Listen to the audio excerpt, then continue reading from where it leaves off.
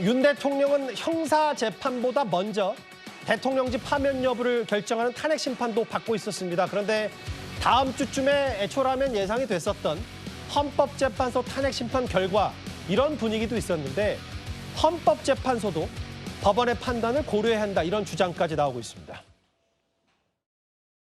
오늘 법원이 윤석열 대통령의 구속을 취소하는 결정을 내렸습니다. 대한민국의 법치와 사법 정의가 살아있음을 확인하는 중요한 순간입니다. 아울러 헌법재판소도 오직 헌법 가치에 입각해서 공정하고 정의로운 판결을 내려주시기를 바랍니다.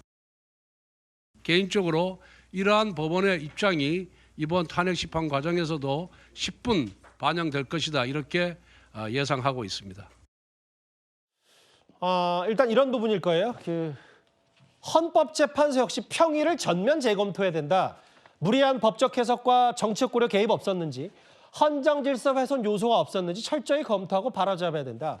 아까 이제 김광삼 변호사께서 말씀하셨던 부분 중에 뭐냐면 헌법재판소도 여러 증거를 보고 대통령 파면 여부를 결정할 텐데 그 가운데 공수처가 들이민 혹은 증거들은 없냐. 이런 부분들이 내란치 수사권이 없는 공수처의 증거라면 뭐 다 전면 재검토해야 되는 거 아니냐. 이게 국민의힘의 입장인 것 같아요. 당연합니다. 헌법 재판관들이 뭘 판단할 때 근거가 필요하지 않습니까? 그 근거는 두 가지겠죠. 수사기관에서 관련자들이 한 진술 내용, 그리고 공판 중에 사실 헌법 재판관 앞에서 했던 법정에서의 어떤 진술일 텐데 이번에 변론 기일이 8차례 일방적으로 헌재 재판관들이 정했습니다. 원래 그것도 헌법재판소법 위반입니다. 원래는 기일을 정할 때는 변호인이나 하는 피고인 측에 조율을 해야 되거든요. 형사소송법 준용을 해야 되는데 그러지 못했습니다. 근데 어떻습니까? 8차례 기일을 했는데 홍장원 1차장의 메모가 문제가 됐습니다. 그래서 한 번 더 불렀습니다. 그러더니 어땠습니까? 메모가 사실상 증거로서의 효력이 없게 됐습니다. 홍장원 1차장의 어떤 진술이 오락가락 되는 게 인정이 됐습니다. 사실상. 그렇다면 우리가 최근에 곽정근 전 사령관이 사실상 누구로부터 회유를 받았다, 압박을 받았다, 사실상 협박을 받아 위증교사를 받았다는 얘기까지 나오고 있는 거 아닙니까? 그런 측면에서 변론이 종결됐다고 해서 일방적으로 그런 평의를 열어서 선고만을 남겨둔다. 이런 건 있을 수 없다고 봅니다. 수사기관에서 어떤 진술, 그 과정에 있어서 절차적 문제가 있다는 게 이번에 법원에서 인정이 된 만큼 그렇다면 재판관들이 뭘 가지고 이런 판단을 하겠습니까? 받아온 그 자료 자체가 부실할 수 있기 때문에요.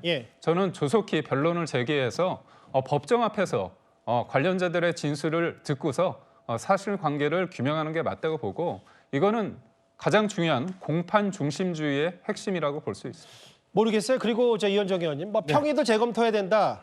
대통령이 이제 신병이 수사기관에 확보된 게 아니라 석방이 되고 그리고 그동안에 있었던 여러 절차들이 절차적 문제를 서울중앙지법이 제기했다면 아예 하더라도 각하돼야 된다는 의견도 더 목소리도 커지는 것 같아요. 여당에서는. 허영 교수님이나 여러분들이 이제 헌법재판소의 어떤 절차적 문제로 인해서 사실 이제 각하돼야 된다는 주장들을 이제 분명히 있습니다. 아마 그런 부분들이 법조 결각에서는 굉장히 또 무게가 실리고 있는 상황인데요. 문제는 이제 공수처의 어떤 이런 수사가 보면 사실 윤 대통령에 대해 수사를 한 게 별로 없습니다. 윤 대통령이 다 진술을 거부를 했고 실제로 공수처에서 수사를 그렇게 진행된 게 없고 대부분 다 경찰과 검찰에서 진행한 그 기록들이 이제 가 있거든요. 그러니까 물론 이제 윤 대통령 측에서는 이 절차적 어떤 문제 때문에 공수처의 어떤 수사 기록이나 이런 것들이 이제 어떤 법적으로 쓸 수 없다라고 주장을 하겠지만 또 한편으로 보면 그 내용 자체가 보면 대부분 검찰과 경찰에 대한 수사 기록이고 또 헌재에서 이제 법적인 또 심리를 거쳤기 때문에 이 부분에 대한 아마 논쟁들이 있을 겁니다.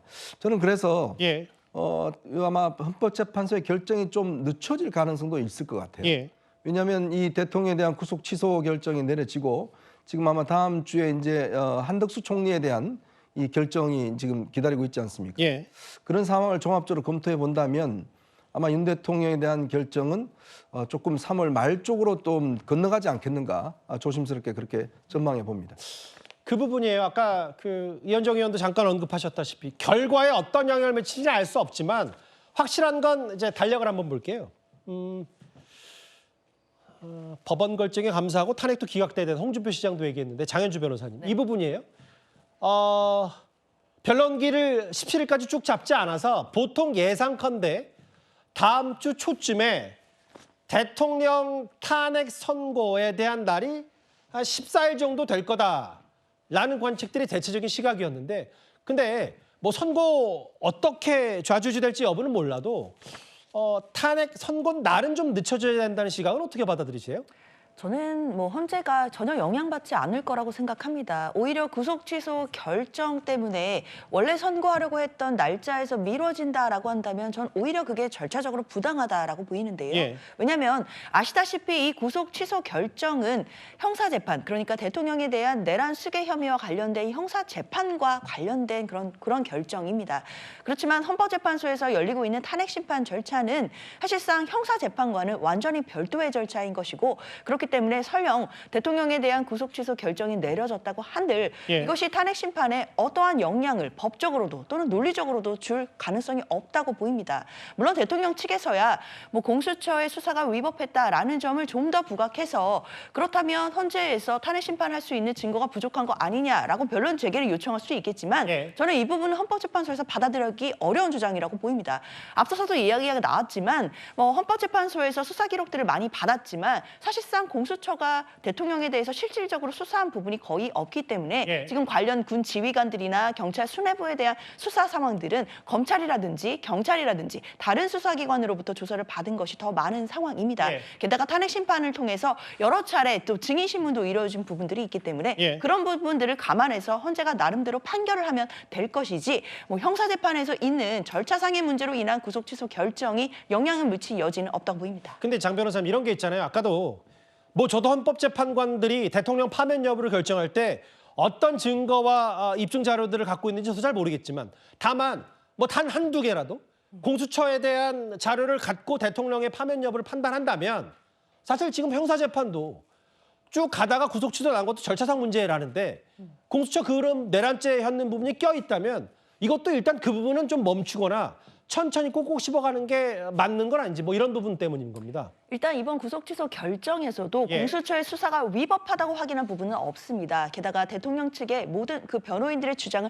다 받아준 부분도 아니라고 볼 수 있거든요. 그렇기 때문에 이 부분이 명확하지 않고 절차적인 적법성이나 안정성을 위해서 어떤 그런 부분들을 풀고 가야 된다는 취지에서 취소 결정이 나온 것이고 주된 이유는 역시나 구속 기간이 만료됐음에도 그 이후에 예. 구속 기소가 이루어졌기 때문에 불법하다. 그러니까 취소가 돼야 된다라는 취지로 보입니다. 따라서 사실상 공수처의 수사권에 대한 뭐 완벽히 뭐 명확한 판단이라고 보기는 또 어려운 것이고 그리고 게다가 앞서서도 뭐 대통령에 대한 구속영장이 발부되는 과정이라든지 예. 또는 책보 적부심이 기각되는 과정에서 또 다른 법원에서는 공수처의 수사권을 인정하는 취지가 있었다라는 점을 헌법재판소에서도 고려할 것으로 보입니다.